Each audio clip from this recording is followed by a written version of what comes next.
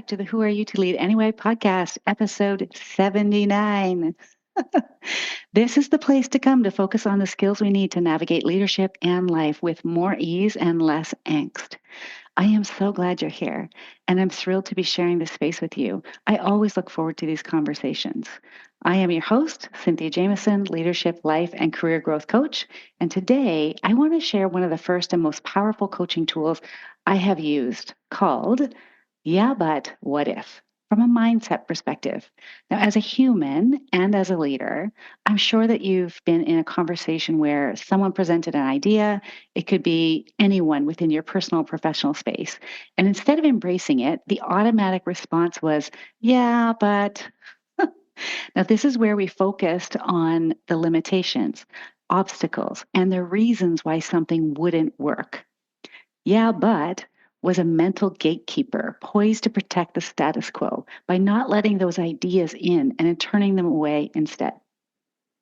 Yeah, but thinkers often view the world through the default lens of caution or skepticism, and they might see the potential pitfalls before they see the opportunities, which is not a problem. It's just the way that they're wired. And so while this mindset can sometimes be grounded in practicality, it's also true that it can stifle creativity and hinder progress, all those innovative ideas. So let's consider the what if mindset as a brainstorming session where ideas flow and each suggestion sparks a chain reaction of possibilities. The what if mindset is characterized more so by curiosity, openness, blue sky thinking, and a willingness to explore the unknown. Now, what if thinkers embrace the power of imagination? They see challenges as opportunities for innovation and they view setbacks and limitations as stepping stones toward growth. Instead of a gatekeeper or a bouncer at a club, if they still have those, I don't even know. The what if mindset is like a springboard, propelling us toward new opportunities, new possibilities, and untapped potential. So, what sets these two mindsets apart and why does it matter? Well, first, let's consider the impact that these mindsets can have in our lives, both personally and professionally. When we're faced with a decision or a problem, it is our mindset that shapes how we approach it, how we show up. And it's our mindset that ultimately influences all the action we take and the outcomes that we achieve. So, on the one hand, the yeah, but mindset might offer a sense of safety and security. It can keep us stuck in familiar patterns and prevent us from testing our ability, our capacity, and our potential. For example, yeah, I want to pursue this opportunity, but what if I fail? What if it's too difficult? What if I'm not qualified? What if, and it goes on. Now, on the other hand, the what if mindset invites us to embrace uncertainty and see the world as a playground of possibilities where everything is for us. What if I try this? What if I succeed beyond my wildest dreams? What if it's easier than I think? What if I don't need all of the qualifications? What if I do get hired? So, how can we cultivate a what if mindset in our own lives? It starts with awareness and intention. So you might be tired of hearing me say it's all about awareness, but it's all about awareness. So the first way is to embrace curiosity. Instead of immediately shutting down ideas or opportunities, allow yourself to explore them with an open mind. Ask questions, seek out new information, and stay curious about finding the possibilities that could or do exist within the circumstance you're in. Be that fascinated anthropologist. Get your looking glass out and just see things without any blame or judgment, but just as they are. Now, the second way is to challenge your assumptions. Take a step back and examine the beliefs and assumptions that are driving your thinking. You can get the looking glass out again. Ask yourself, what assumptions am I making? What am I believing to be possible? And are those assumptions and beliefs based on facts, or are they simply a habit holding you back? By challenging these assumptions, you can start to break free or loosen the grip from any beliefs that might be limiting and open yourself up to new possibilities instead. Now, the third way is to take some calculated risks.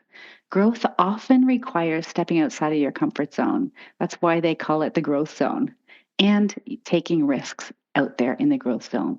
So instead of focusing on the potential downsides, the yeah buts, explore the potential rewards and the growth opportunities, the what if that can come from taking that chance.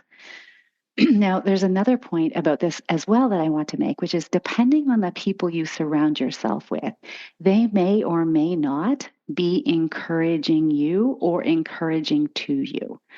So I want to, if this sounds like you, I invite you to seek others who can inspire you to think boldly and to dream big.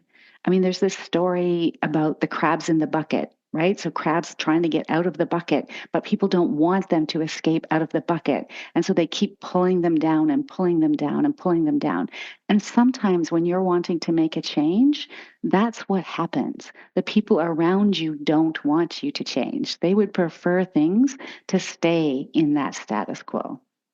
Changing, making change, real, lasting change is not easy.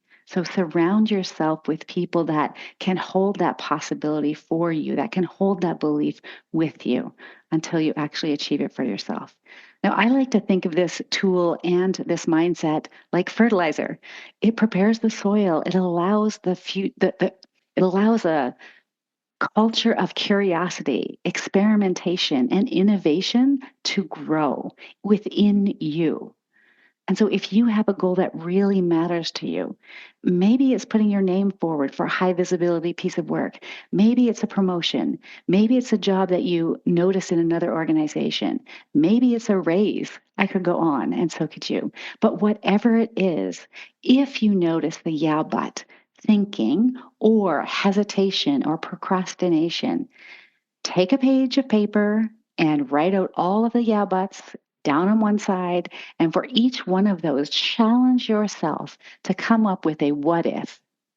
Or if you, or if or when you do that, I would be really curious to know how you would feel afterward. Because I know that when I do this, I feel incredibly expansive in the what if space. It scares me, don't get me wrong, but I feel expansive there. Versus if I stick with the yeah buts, I feel constrictive. And again, you'll always know by how you feel.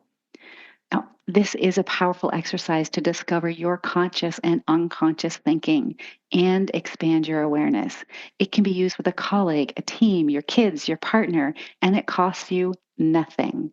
It is a great return on investment because when your awareness of what can change expands, you can make a more informed choice. Because every choice you make is still a choice, even if the choice is to stick with the yeah, but. So, in conclusion, the yeah, but and the what if mindsets represent two distinct approaches to navigating the complexity of life.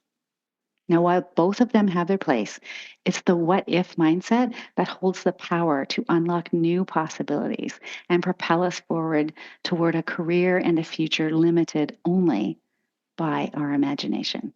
So I want to thank you so much for joining me today. And regardless of whether you're listening in real time or at some point in the future, if you're ready to turn your yeah buts into what ifs, you should hire me. Or if you're not sold yet, set up a consult call. Let's be awesome. Let's break down barriers. Let's invigorate each other. Let's ask what if and see where the journey takes us. Make it a great week, and I'll be back next week. Bye.